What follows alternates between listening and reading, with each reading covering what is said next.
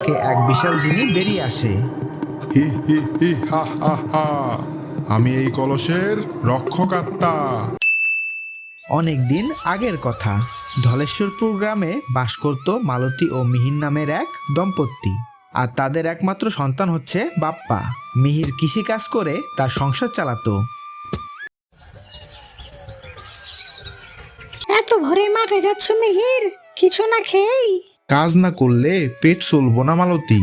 মাটি শুকিয়ে কাঠ হয়ে গেছে, বৃষ্টি না এলে এবার কিছুই ফলবে না জমিতে।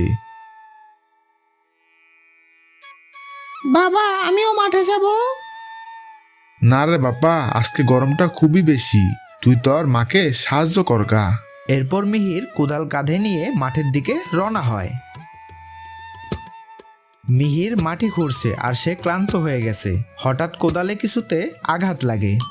এ এ কি জিনিস এত শক্ত?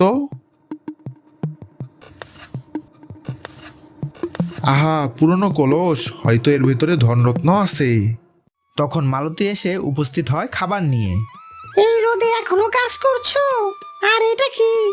মাটির নিচে পেলাম, দেখি খুলে এর ভিতরে কি আছে। না না, সাবধান, এমন পুরনো জিনিসে ভূত প্রেত থাকতে পারে। আরে তুমি শুধু মিশে ভয় পাইতাছ, কিছু নাই, কিছু হবে না আমাদের।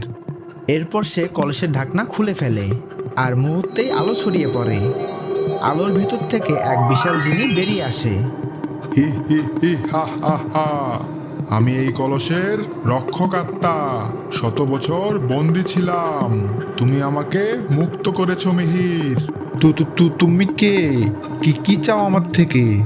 আমি তোমার কাছে ঋণী, তাই আমি তোমার 3টা ইচ্ছে পূরণ করব। 3টে ইচ্ছে?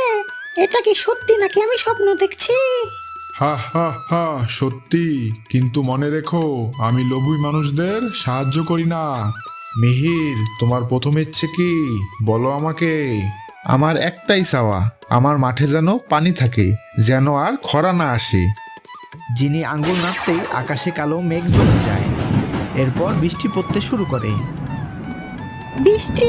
এ কেমন আশ্চর্যের বিষয়! আমার জমি এবার বাঁচলো মালতী, এবার ফসল ফলবে। তোমার দ্বিতীয় ইচ্ছে কি, বলো আমাকে। ঘর। তখন সাথে সাথে তাদের কুঁড়ে ঘর থেকে নতুন ঘরে পরিণত হয়। এরপর তারা বাড়ি ফিরে তাদের নতুন ঘর দেখে অবাক ও খুশি হয়ে যায়। এ কি? এটা কি আমাদের ঘর? এত সুন্দর!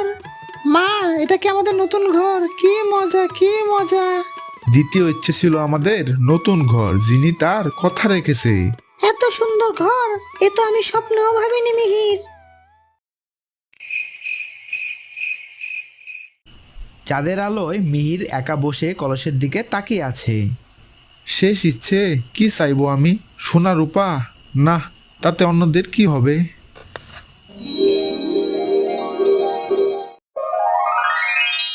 মিহির, তোমার তৃতীয় এবং শেষ ইচ্ছে কি, বলো আমাকে। আমি চাই এই কলস শুধু আমার না, পুরো গ্রামেরই উপকারে লাগুক। হা হা হা, তুমি মহান হৃদয়ের মানুষ মিহির। এই কলস এখন তোমার গ্রামের আশীর্বাদ হয়ে থাকবে। আলো ঝলমল করে, জিনি মিলিয়ে যায়, তার সাথে কলসটিও মিলিয়ে যায়।